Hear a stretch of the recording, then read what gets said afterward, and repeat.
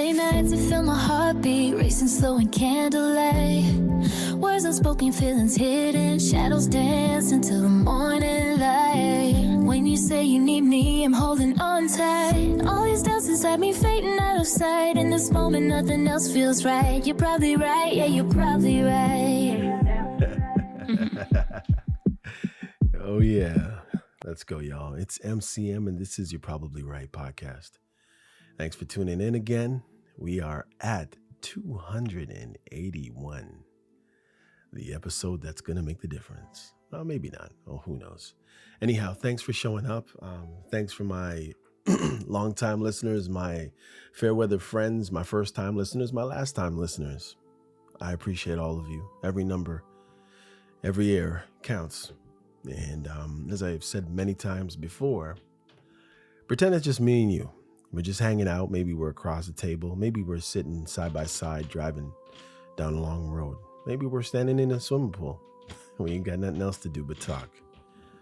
All right, well, I'm going to get right into it. Just remember that this podcast, like all the other podcasts, are for entertainment purposes only. And if you learn something, if something helps you, then my time here is not wasted. You know,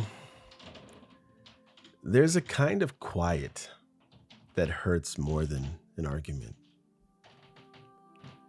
It's the sound of someone who has learned to hold everything inside. Are you someone like that?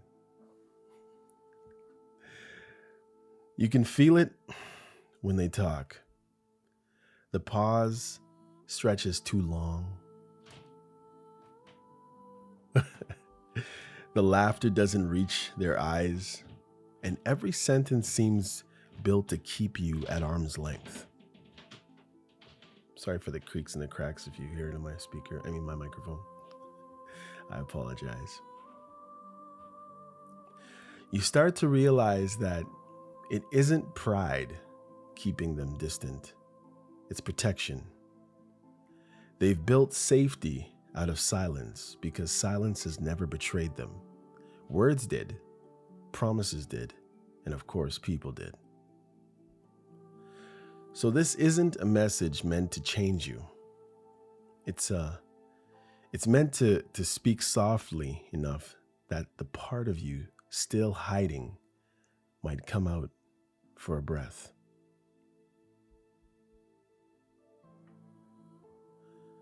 The heart that's tired of pretending. The one that knows you can be strong and still by starving for warmth.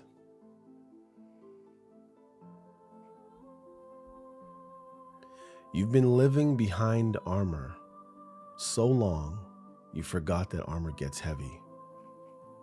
You think you've made peace with loneliness, but really, you've only learned to survive it. I get it. Survival looks noble until you remember it's still built on fear. You've probably told yourself you're fine. You work, you laugh when it's expected. You tell people you like the quiet. And maybe you do, until the quiet starts sounding like an empty room. You keep busy enough that you don't have to notice the ache underneath.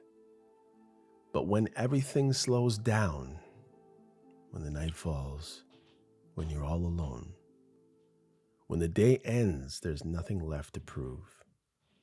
That's when the questions arrive. Not loud, not cruel, just steady. Is this all there is? Am I safer or am I stuck? Do I even remember what joy feels like when it isn't earned by struggle? I think that's the moment your heart starts whispering, "Please speak to me." Because the truth is, your heart hasn't stopped hoping. It's just stopped trusting that hope can end well. That's what pain does. It makes you suspicious of peace. You've seen what happens when you hand people your softness. So you tell yourself you're better off guarded.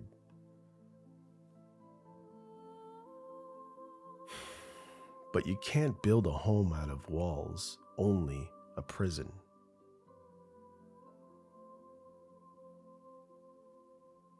You need doors and windows, obviously. And people. That makes a nice home. The stillness you keep running from. Stillness is a hard teacher. It makes you listen. It reminds you of every moment you tried to file away, every name that still has weight, every decision you made because you were afraid to lose control. So you fill your life with motion. You keep moving. You're a busybody. People will tell you, when do you ever stop?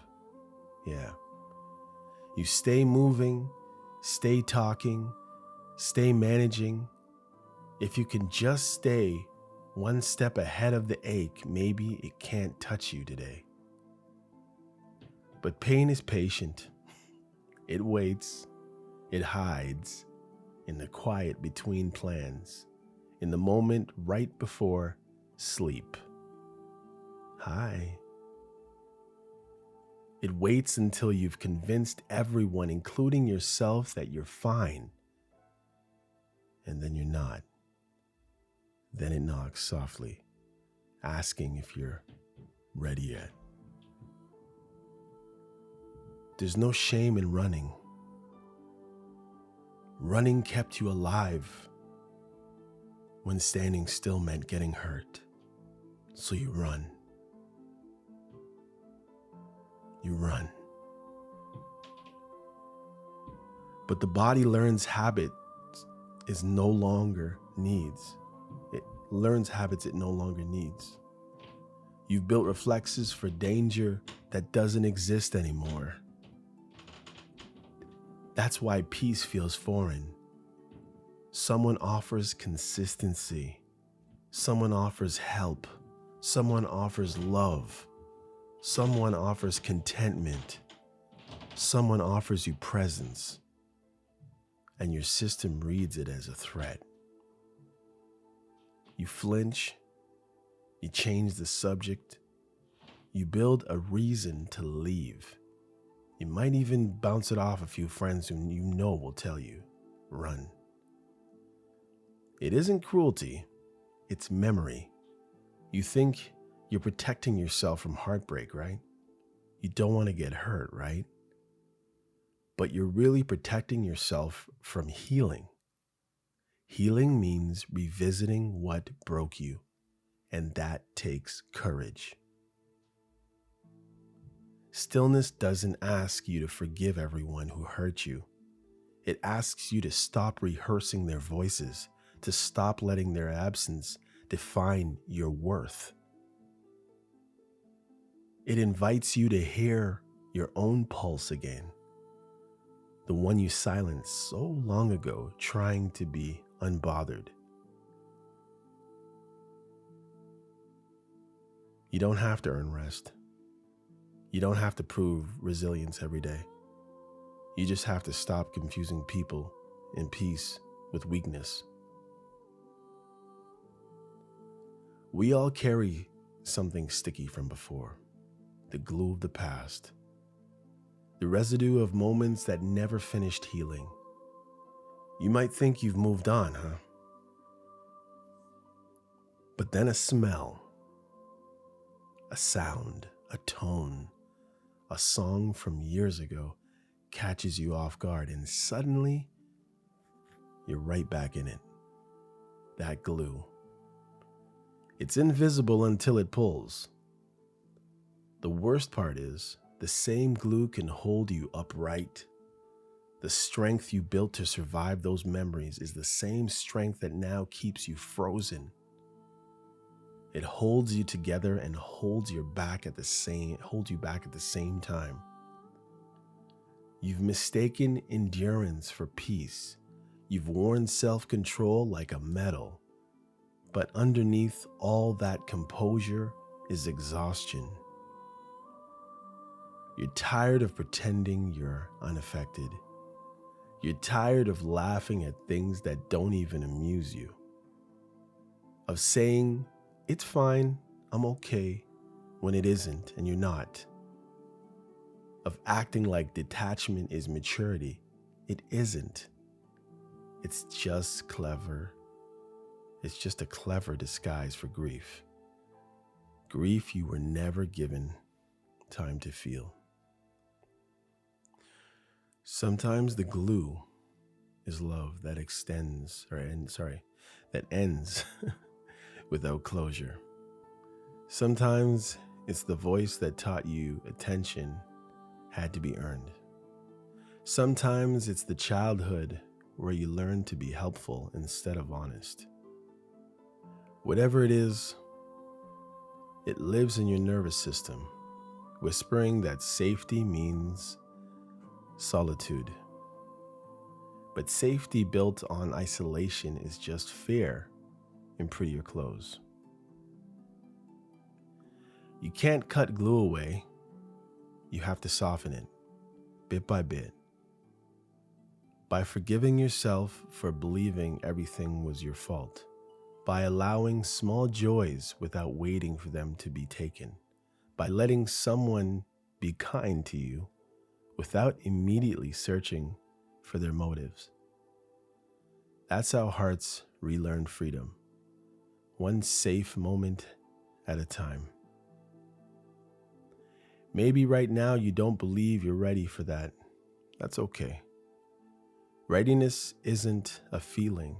It's a choice repeated until it becomes real. You'll know you're beginning when stillness feels less like punishment and more like a breath. When the past starts loosening its grip, not because it vanished, but because you finally stopped feeding it all your attention. I'm sorry, guys. I had to stop the podcast because some nonsense happened here and it threw me off. So I'm trying to get back in the flow. You'd think peace would feel good. But someone who's lived most of their life in tension, peace feels suspicious, or as some say, sus these days. Like a hallway too quiet after years of slammed doors. You just need some noise. Like the calm before the next storm. When everything stops shaking, your body doesn't trust it. You start scanning for danger in the stillness. You call it intuition, but really it's just conditioning. For years, your nervous system has been taught that closeness equals control and silence equals rejection. So when someone sits beside you and doesn't demand anything from you, you can't tell whether to lean in or to run for your life. When a person looks at you softly instead of with expectation, you feel a tremor of panic. What do they want? Why are they leaving? Why are they being kind when I haven't earned it yet? That's the fear of peace. It's not the fear that peace isn't real. It's the fear that you won't know how to survive without your armor.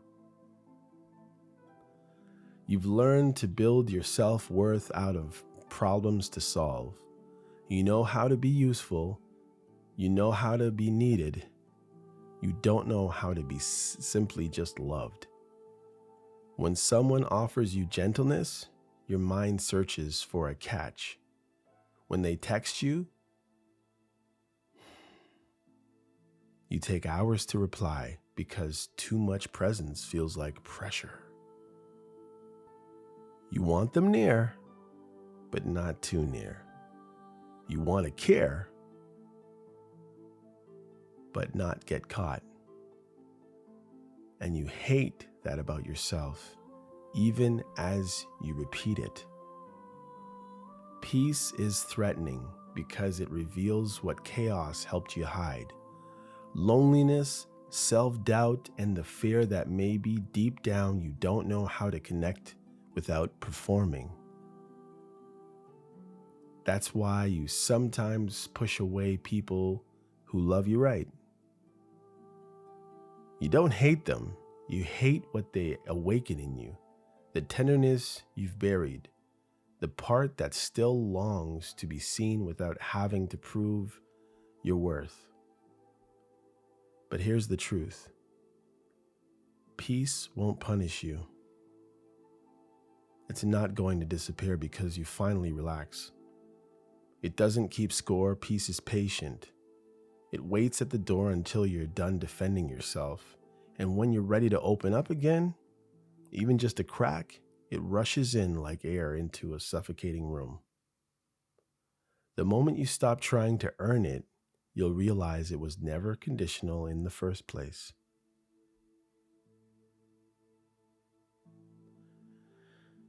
There's a difference between believing you deserve love and believing you're worthy of it. Deserve is transaction. Worthy is identity, just because of who you are. Deserve says, I worked for this. Worthy says, I exist, therefore I at least matter. The tragedy is that too many of us were raised on deserve. Do you deserve this gift? Do you deserve a break? Do you deserve an allowance? Do you deserve a high mark? We learned love was payment, not presence. Affection came after achievement. Approval came after obedience. So you grew up building relationships that mirror that equation. You overextend, you overgive, you overexplain, all so nobody can accuse you of being too much or not enough. And when they leave anyway, you think, I must have failed this test again. Guess what? That's not love. That's labor disguised as intimacy. Somewhere along the way, you learn to equate suffering with sincerity. If you're not struggling for it, it must not be real.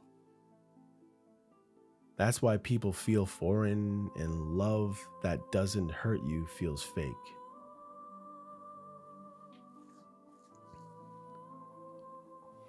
You've been wired to mistake exhaustion for devotion.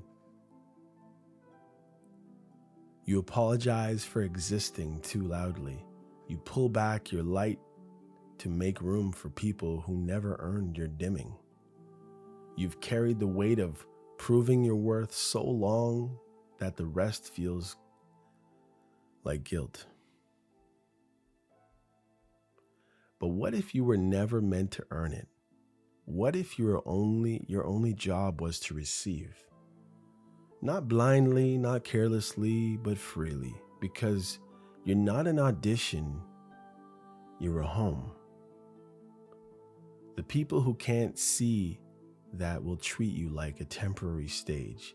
They'll visit, perform their best scene, then exit before the truth gets too close. And every time they do, you'll start believing you're unlovable. Too many scenes, too many movies, too many acts, too many partners. But love didn't fail you. Cowardice did. Immaturity did.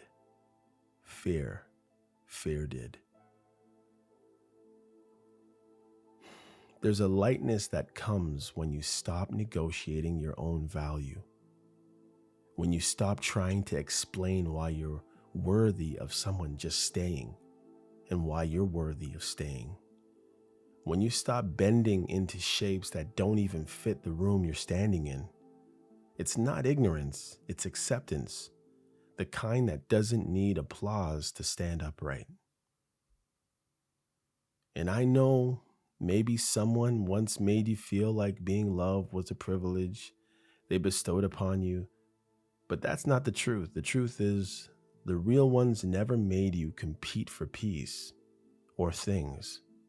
They made you feel calm in your body. That's the kind of love that doesn't confuse you. It doesn't make you question your value every time you close your eyes. They're practically shouting it from the mountaintop, but you have your ears plugged. The weight you carry isn't proof that you're strong. It's proof that you've been lifting things that were never yours to begin with to be lifting. You can put them down now. You can stop trying to be enough for people who don't even know how to recognize enough when they have it.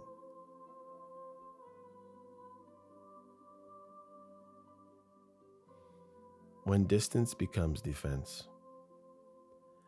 Distance is not always cruelty. Sometimes it's survival reflex, dressed as indifference. For some, pulling back isn't punishment, it's control. When life has taught you that closeness ends in chaos, you learn to ration your warmth. You become an expert at giving just enough to keep connections alive, but never enough to feel actually exposed. It's not about playing games, it's about staying safe. You see, distance becomes a defense long before the first heartbreak. It begins the moment a child learns that emotion equals vulnerability, that love can turn sharp without warning, like a double-edged sword. Edged. They watch the adult in their life withdraw or explode, or somewhere deep down a decision forms. Don't need too much, don't feel too loudly. Don't let anyone see you bleed or sweat. That decision grows up with them. It sits between every "I miss you" they can't say and every "I'm fine" they don't mean. So when they find someone patient enough to stay the test, they pull away, change the topic, pick fights over absolutely nothing. Anything to confirm the prophecy, you'll leave too. And if you don't, they'll leave first just to prove they were right. That's the paradox. They crave intimacy, but they fear dependence. They want connection, but on their terms. They'll tell you they value honesty, but the truth scares them most of the time, especially when it's kind.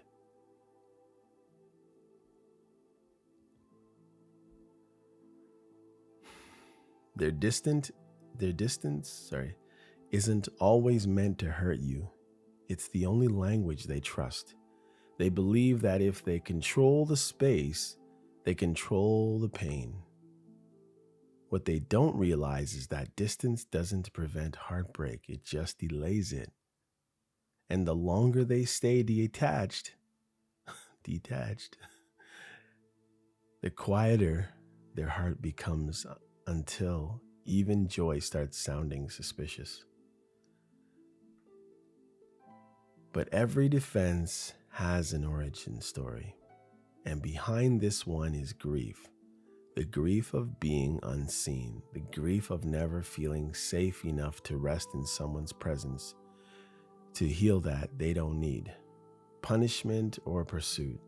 They need a place where there is silence, where their silence isn't treated as rejection, where someone can stand still long enough for them to see that love doesn't have to disappear when things get real.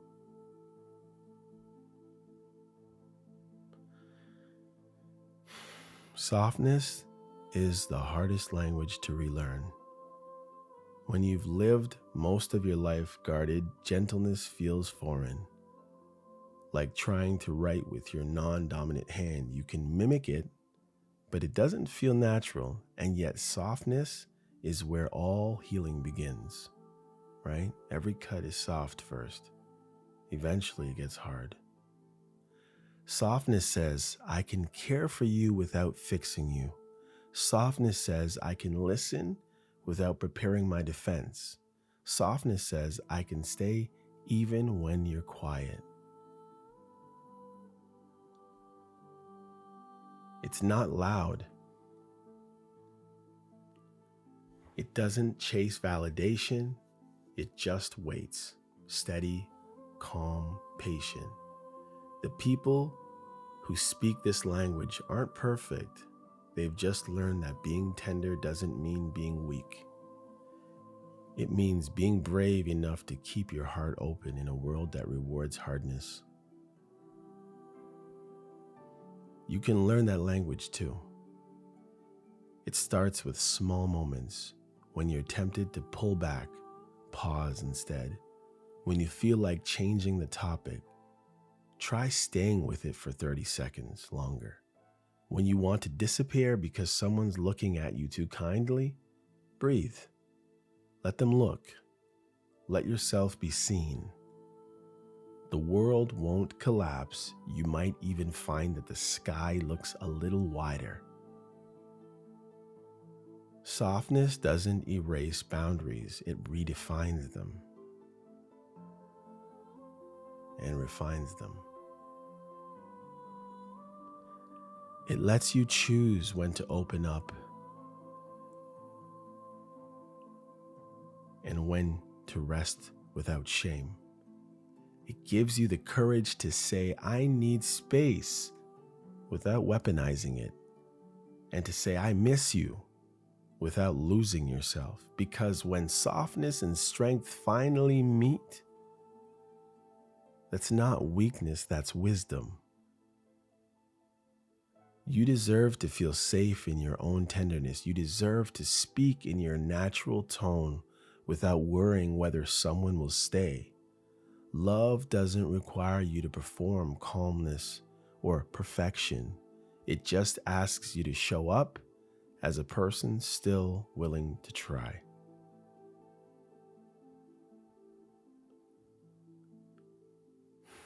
Listen, you've built your life on the quiet strengths of surviving yourself. Every morning you rise and pretend the world doesn't notice the crack in your voice when you say, I'm fine. You work, you care for others, you keep moving, you keep it pushing, as they say. And in between the noise, there are these tiny moments, those split seconds before sleep or while driving home alone, where you feel something ache beneath the armor. The ache is your heart asking for attention. It's not broken. It's just tired of pretending it doesn't want to be touched. You've carried pain like it was purpose. You've worn independence like it was proof. But independence was never supposed to mean isolation. You can be self-reliant and still need softness. You can be strong and still crave safety. You can be healed and still healing. That's not contradiction. That's being human. So if you're listening to this right now, I want you to speak to your heart. Not the one you show the world, but the one that hides beneath your humor, your busyness, your certainty. I want to talk to the part that still looks for signs of love in half smiles and passing texts. The part that keeps score of who left and who stayed. The part that doesn't trust the peace could be for you too. Hear me clearly. Your softness isn't a liability. Your calm isn't emptiness. The love that left you didn't define you, it revealed you.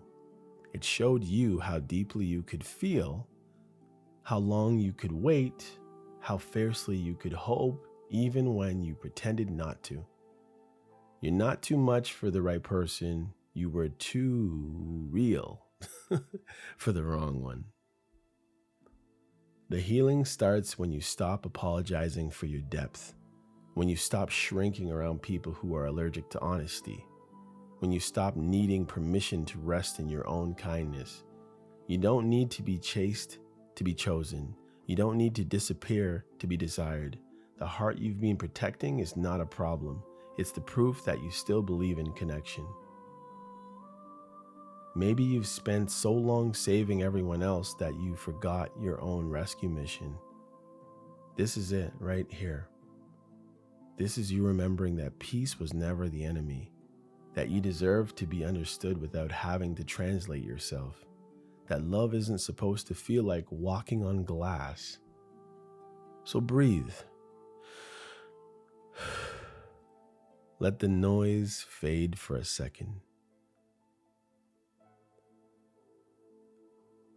Feel your pulse, your heart reminding you that you're still here, still capable, still worthy. You don't need to chase love. It already knows your name. You just have to stop running from the echo. And if nobody has told you lately, you are not hard to love. You were just loving people who weren't ready to stay.